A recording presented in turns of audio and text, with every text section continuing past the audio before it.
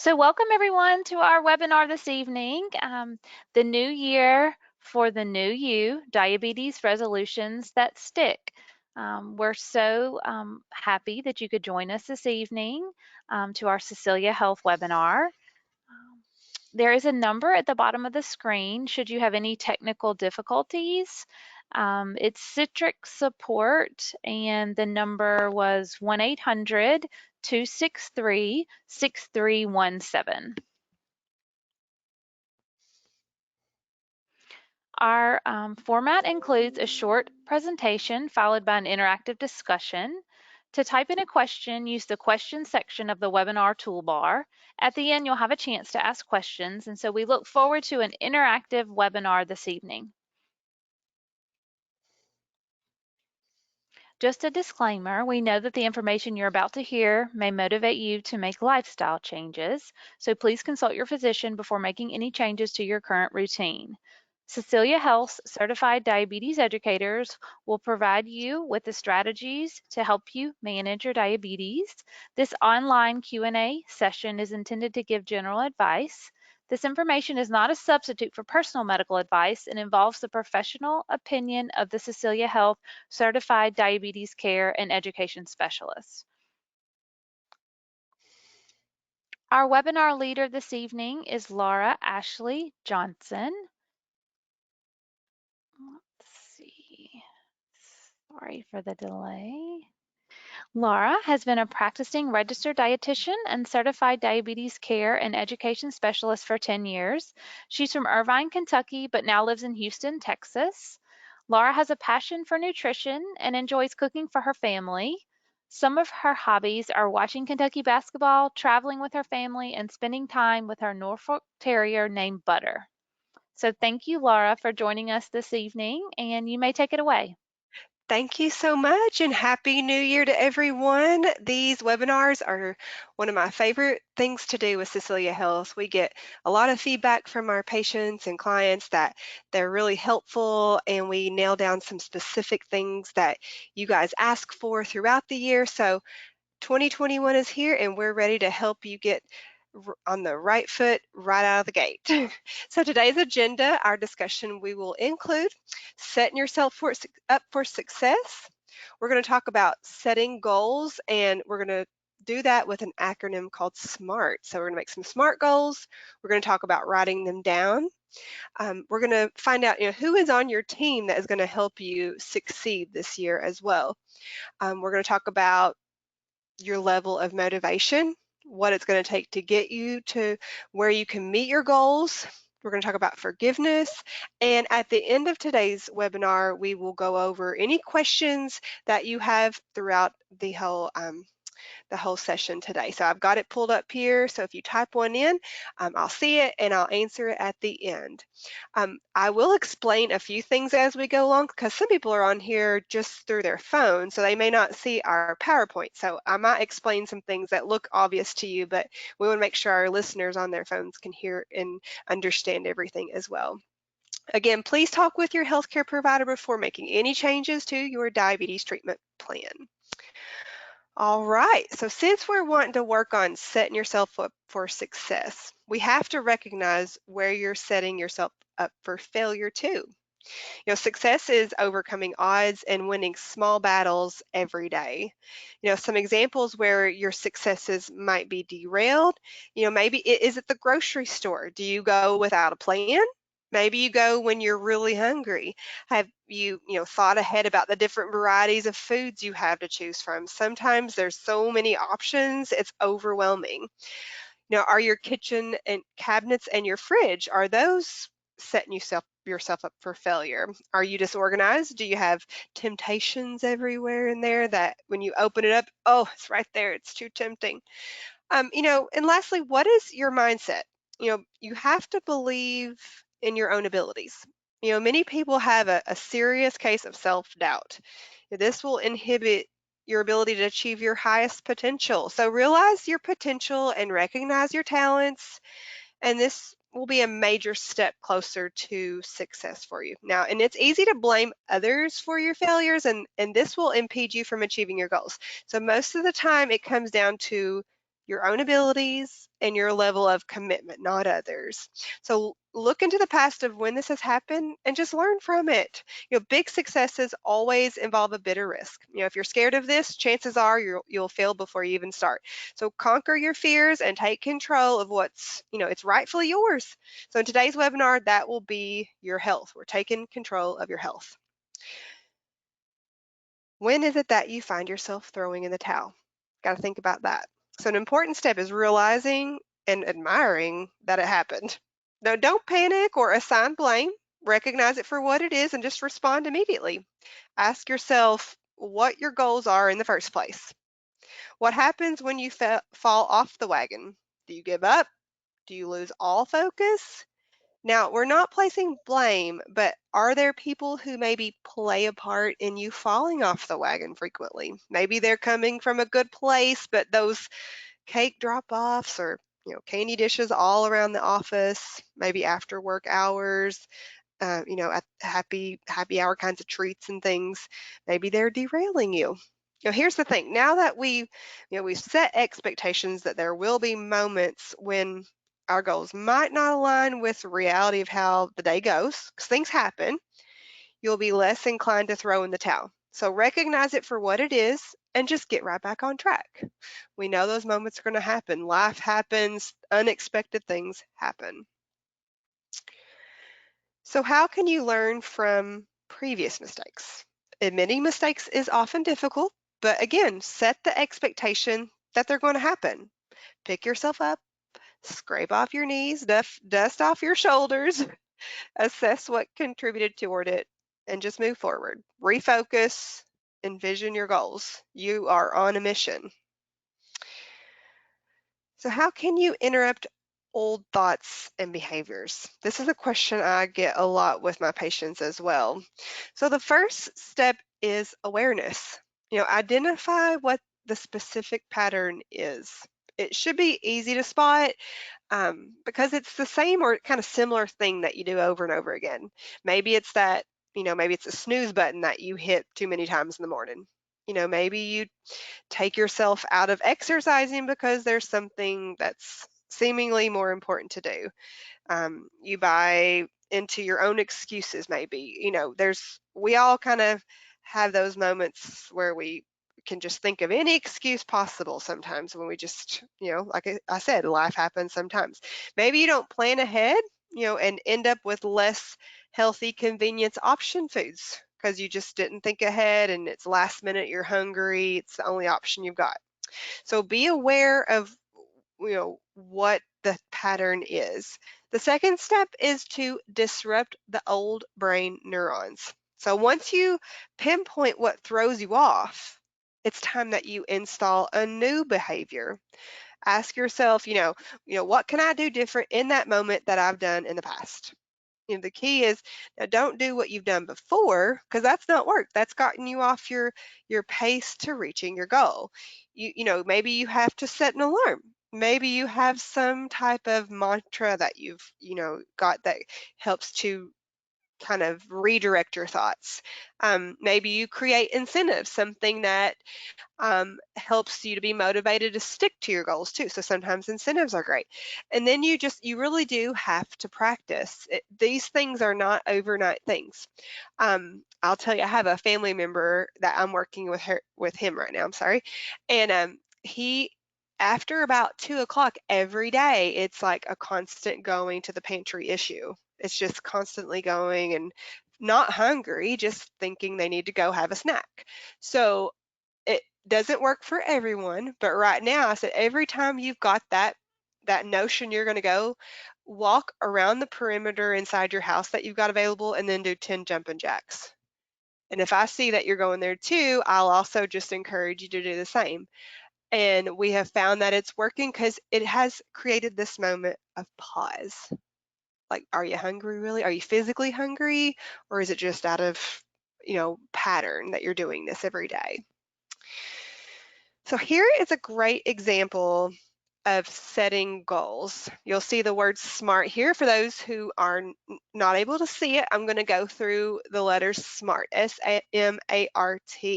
Okay, so First thing we have is S. That stands for specific. So it's what do you want to do? What is it that your goal is? The next one is measurable.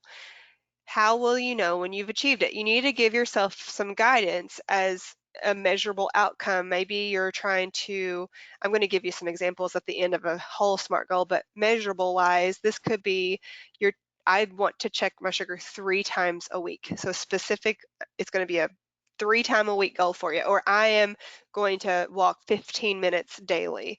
So put a number to it, it's measurable. Achievable, is it in your power to accomplish it? Um, you want to make sure it's something that you can do right now. If you're not physically active at all and you've got maybe some arthritis that you know is going to be a challenge, but you're going to work through it, you don't want to put a goal of I'm going to go walk an hour every day. That it's probably not achievable to start because you may be in a lot of pain if you push yourself too hard. So make sure it is something achievable. And that kind of connects with the R too of realistic. Can you realistically achieve it? You may not be able to run a mile in a day. That's not a realistic goal. So make sure it is something that you can do. Timely, when do you want to try to accomplish it? So you do want to make kind of a end time, like by the end of this month or in the next 2 weeks, something that has an end into the means of what you're trying to achieve. Okay, so here is a good example of that. I will walk 30 minutes 5 times per week on Monday, Tuesday, Thursday, Friday, and Saturday from 7 a.m. to 7:30. I will start with 10 minutes 3 times a week for the first week, then increase to 10 to 15 minutes 3 times a week for a week, then increase 20 minutes 4 times a week for 2 weeks, and then increase to 30 minutes 4 times a week for 2 weeks. Now that was a lot of words, but do you see how in this goal, the person realizes that I am right out of the gate, I'm not going to be able to do 30 minutes 4 times a week every week. Like they know that I have to build my stamina. If you go out too strong, you're going to get sore and then it might make you not exercise for too long. We're trying to create a habit, create a routine. So this, although it be long, it is very specific. We could measure it. It was doable, achievable, and realistic. We built goals every single week, and there was a end time to it. So it's a very good goal there. So the next step we have here, we want to write it down. Okay. People that write down their goals are more likely to achieve them and to focus on them with their health behaviors. So make them visible. So this activates a part of your brain that will kind of cement your goals in your mind. Sometimes writing them down also kind of helps you connect the dots on how you're going to achieve them. It will also help boost your confidence, just seeing it. And some people like to write down, I don't care how small of a goal it is, write down anything, because sometimes just that physical checking off of your goals and checking in on yourself, it's just a boost of motivation that you're doing well, you're accomplishing things, and it makes you want to build on more every time. Okay, so writing them down is awesome. It also helps you to understand your goals and the big picture, what you're trying to achieve. It helps you want to take action, and also share your goals. It's always good that you have in your team, which we'll talk about in a moment. Tell your team what your goals are. If they don't know that you're trying to, is it losing weight? Is it trying to get your blood sugars down? Is it your blood pressure? Are you trying to get more veggies in? Like if they know that all of a sudden, mom or dad or grandma, grandpa are putting a lot of vegetables in dinner, maybe instead of why are you cooking so much like this? If you've told them that, my doctor said my bad cholesterol was a little too high and I need to eat some more veggies because I need more fiber, then they're not going to be like, what's going on here? They'll understand, and they might even be like, oh, grandma, there's this really good Brussels sprout recipe that I saw on Pinterest. So they might even give you some great suggestions. So let your team know what's going on, what you're trying to do. Also, writing them down helps you to be accountable to yourself. How many of us have the big E getting in the way, the excuses? There are, I mean, so many.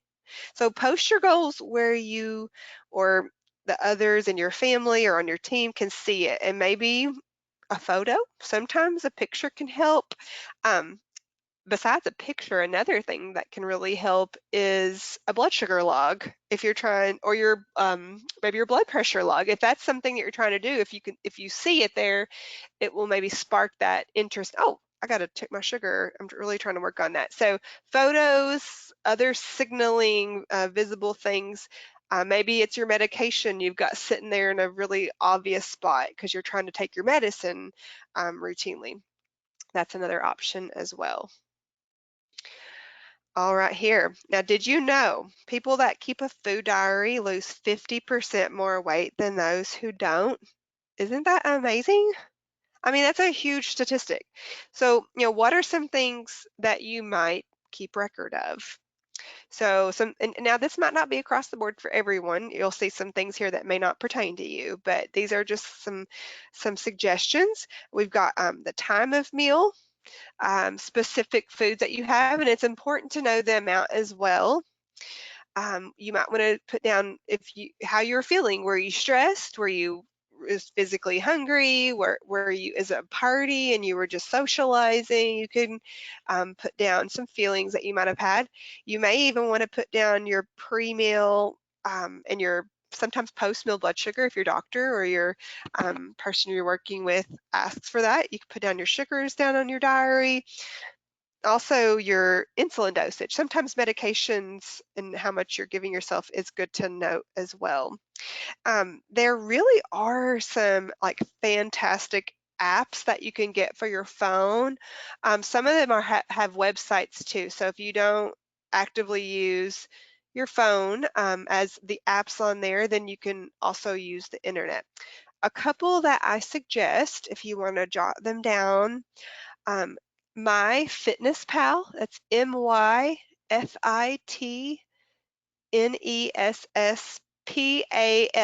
My Fitness Pal. That's a great one. It's an app and it's also online. You can create a free account and it will let you enter in your food. So if you're looking for how much carb total is in your meal, you can put everything in there and it will do all the math for you. So that's really nice.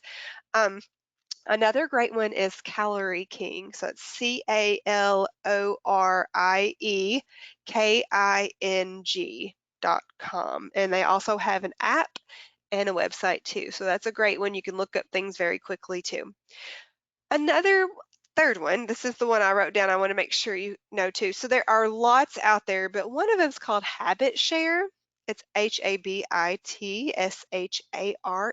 This is an app, and this is one where you can set up your habits that you're trying to create. Maybe it's drinking more water.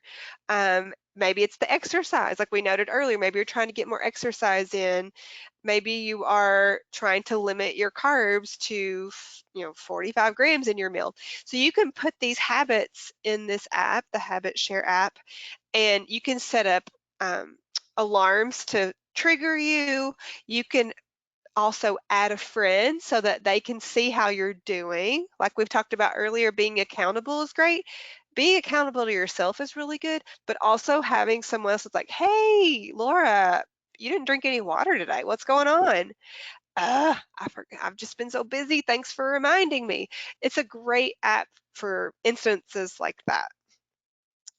Next thing we have here is a vision board. I always think of a vision board kind of like those activities when I think like teachers back in grade school didn't have time to fill with things to do. So they were like, here's a bunch of old magazines, cut out things that relate to you and make a board out of it. Now, I liked that activity, honestly. But a vision board, it really is a great tool. It kind of gives you some clarity and helps you to maintain focus on maybe specific life goals. It can kind of be a board where it just displays images that represent whatever you want to be, maybe what you want to do or have in your lifestyle. It does kind of help you identify your vision and give it some clarity. It reinforces your affirmations. And it also helps keep your attention on your intentions. Okay. So they're fun to make. If you got grandkids or kids right now, I know you're spending a lot of time at home. It's something they could do for themselves as well. So they've got probably goals of their own too. So maybe it's a fun activity you could do together. Next, we've talked about this team all along. Creating a dream team is very important. So, who is in your team? First, your doctor, your primary care doctor. Maybe it's your nurse practitioner or physician's assistant.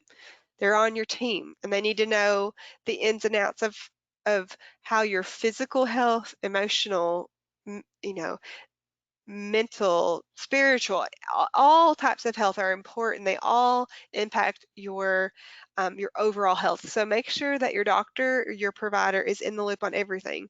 Your spouse or your partner, you've got they're your best friend. So they're in your life all the time. So this is a person that definitely needs to know what your goals are and what your intentions are.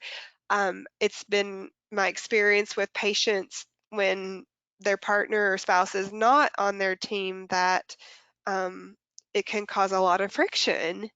So sometimes I'll tell them they're welcome to be on a call with us. Make sure they go to the doctor with you because it may help them from not kind of tempting you with things you don't need. They may be like, hey, we need to go on a walk. Let's go a walk after dinner tonight. So we want them on your team.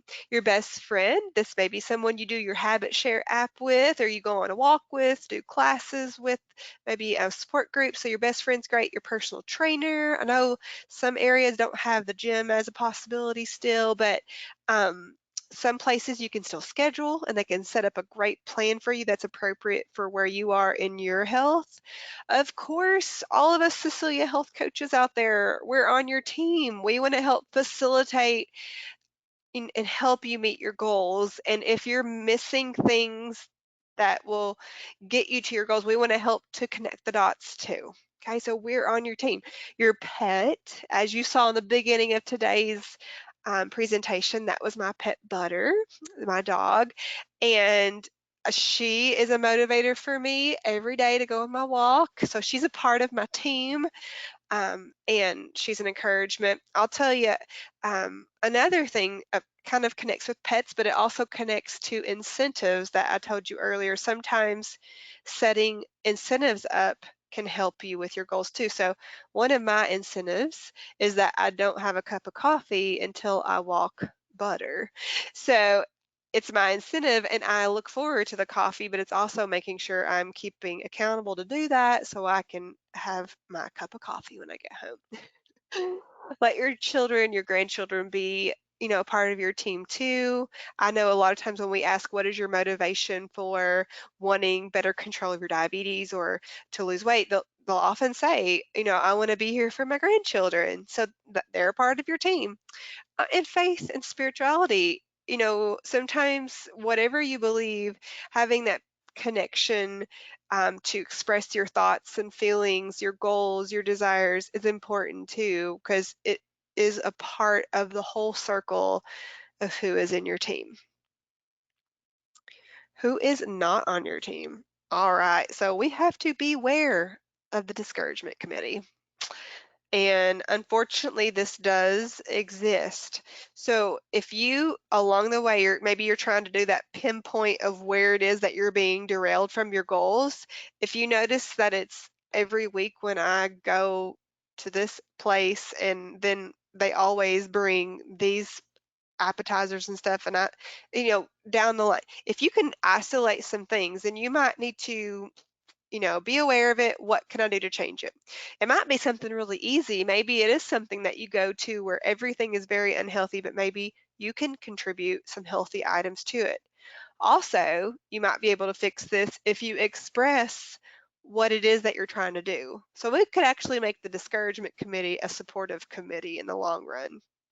Stay away from negativity. You don't need uh, if you're getting these negative things like, why are you doing this? Isn't that a lot of work? I mean, does your doctor even look at your blood sugars? I mean, aren't you having to go to the doctor all the time?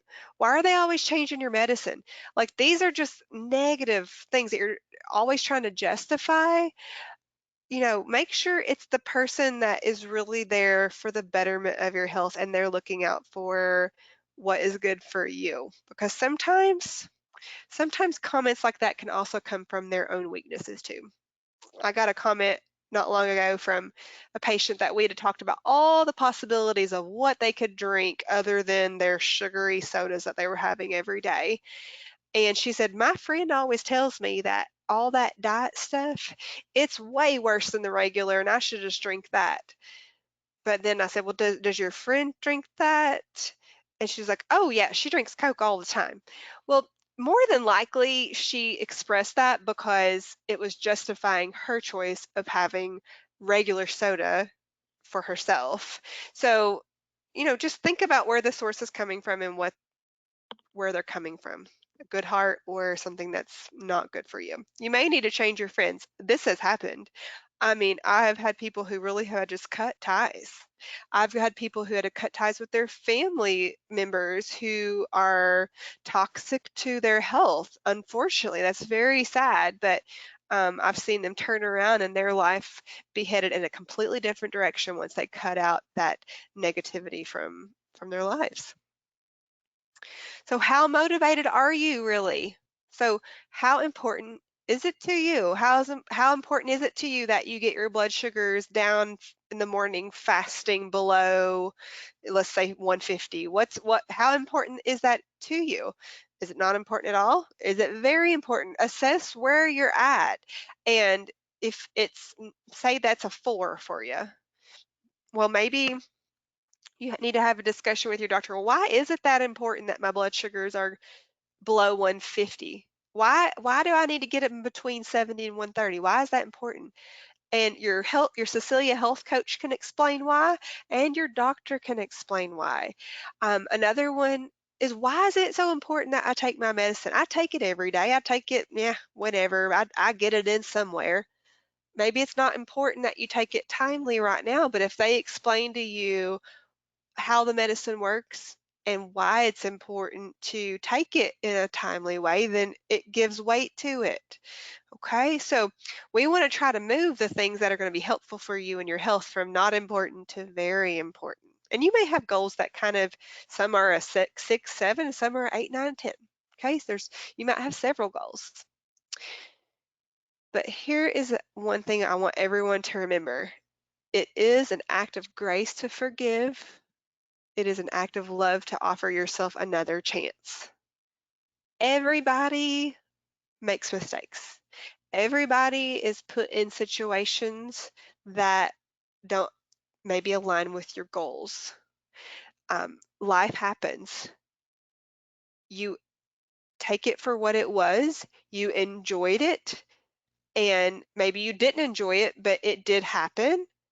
But today, this moment is a fresh start. Don't look behind you that you messed up and I don't even know where to begin again. Forgive yourself for that. That was okay. That was yesterday. That was this morning. What perpetuated the behavior? Okay, I recognize it. I'm going to try to do better next time. I'm moving forward. So forgive yourself. Okay? But people can be really hard on themselves. Seeing a bad blood sugar. It's okay. Like, "Oh, I ate too much potatoes last night. That's really what put me." Okay, well, next time, let's talk about how much we should have instead.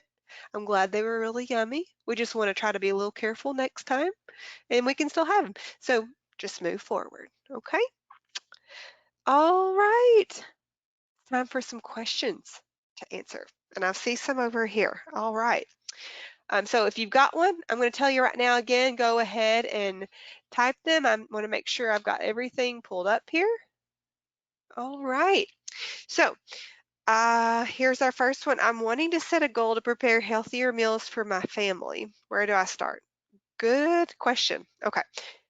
First, plan and prepare yourself. Okay, so look ahead and make a plan for your meals and then make a grocery list. Of course, if you're doing this, like you said, with your family, you want to consult with them on some things that they might like as well, because you want to make sure everybody's happy with the plan. But again, like we said earlier, share your goals with them, and if they know what you're trying to achieve, they'll hopefully establish some things that they'd like to have that also align with, um, with what they like and what everybody can have as a family. So make a plan. Also, I do want to suggest just some great resources for recipes and a few social media kind of outlets that you can go to. So if you're on like Facebook or Instagram, or Pinterest is another great one. You might see a recipe that looks really great. So just save it. If you're on Pinterest, you can pin it to a board. Maybe you make a board of dinner ideas or some side dish ideas or salad ideas, whatever it may be, and save it there so when you're making a plan, you have a really quick reference point. I do that all the time, and it's really helpful to not have to start from scratch. Sometimes it's hard to think of something from nothing. So make some ideas as you go along the way. And you might just have some things you like as your family that you have routinely, but changing it up can kind of keep it interesting as well. But that was a good question. I always tell my patients that if you can spend 30 minutes every week, whatever day it is that you're going to go shopping on, weekend or weekday, 30 minutes to have a collective moment of what are we going to have for the week and make a list, it really makes a huge difference. It also can save a ton of money. It really can if you plan ahead. And the next question here, can you give me an example of a smart goal for testing my blood sugar? Absolutely, absolutely. Okay. Um, let's start out for the next week. So we're going to make it kind of a shorter time frame. For the next week, I'm going to test my blood sugar. Let's say first thing in the morning for the next week, and you're going to set an alarm to remind yourself, and then you will reassess at the end of the week how you did. So that's a lot shorter than the example I gave you with the exercising earlier, but maybe you're not in the routine of checking your sugars and just getting yourself started, to say every morning for this next week and setting an alarm. Maybe that's the best thing that you could do. Or maybe you're wanting to do it 3 days a week on Monday, Wednesday, Friday. Whatever, however you like to do it. Um, wherever you're at with your management, you can set it to your preference. I will say always too, as the doctor is part of your team, always bring your blood sugars to your doctor's appointment and have them visible, or if they can download your meter or your continuous glucose monitors, because they tell a story. I always tell my patients, we take your A1C every 3 to 6 months, but it's like the cover to a book. It's the title of how things are going with your sugars. But the blood sugars you take are the written words and the pages within. That's really what tells the story. So it's so important that your doctor knows what your blood sugars are, your family, and I know us Cecilia health coaches, we're always asking our patients with diabetes, what was your most recent blood sugars? Because it really does tell us what the story is of how you're doing. Okay. Next question here. Okay. I'm at a loss of where to begin with setting goals. What are some areas I could work to improve on? Sure, sure. It is. I get that from patients too. Sometimes it's just not knowing where to start because it's the new year. I've got people who have got some New Year's resolutions, and what we're trying to do is make them stick too. So, okay, let's think about some different areas we've got. So we've already talked about exercise. So some ways that you could set goals. You could maybe increase the duration of how long you're exercising. Maybe you're already at 5 or 10 minutes a day. Maybe you're wanting to get to 10 to 15. You could increase the days. Maybe you're only at 2 days right now, but you want to work to 4 days a week. Um, maybe you're trying to change a habit of taking the stairs versus taking the elevator. That's actually a really good one. I have a gal, she's actually a fellow dietitian, for her celebration of Lent. she normally gives up the stairs for that time period, and she says I mean, she can really tell within the time frame of her Lent that her her stamina is much improved over that time frame, and she notices that when she would get to the second floor in the beginning, she'd be already really out of breath, but by the end, she could get to the sixth floor with really hardly any struggle. So that's a good one. Even just parking farther away, maybe you're just saying, I want to challenge myself everywhere I go. I can make it a little bit more activity, more steps. Also, those Garmin's or Fitbits are great tracking your steps. And in case you didn't know, a lot of the smartphones do have the capability of tracking your steps. So if you don't have one of the Fitbits or Apple Watches or Garmin's, just if you're carrying your phone with you, it's actually going to be tracking your steps. So check that out too as an option. You might already not have to go buy one. Monitoring your blood sugars, we already talked about that as a area you could set some goals with. Maybe you're wanting to move from one time a week to 3 times a week.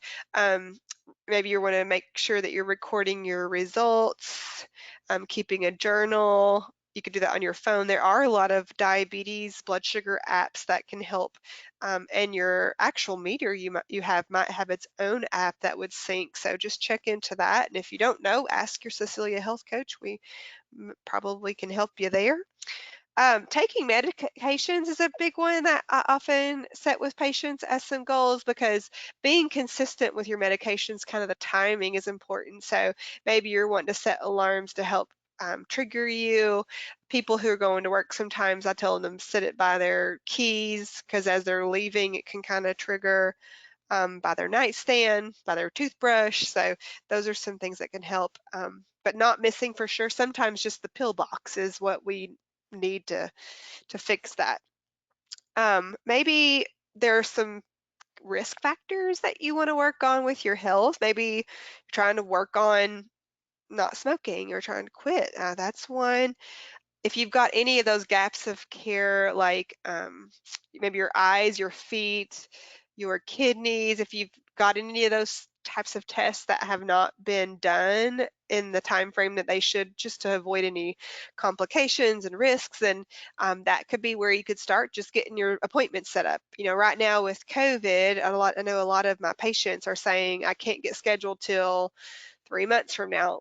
But you know what? Go ahead and get on the schedule because in 3 months you might not be able to get on it for another 3 months. So get yourself scheduled. That's a place you could start.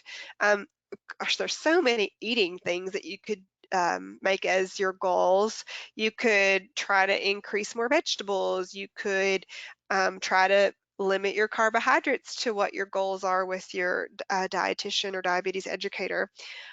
Maybe you're trying to eat more whole grains. You know, that could be a place you could start.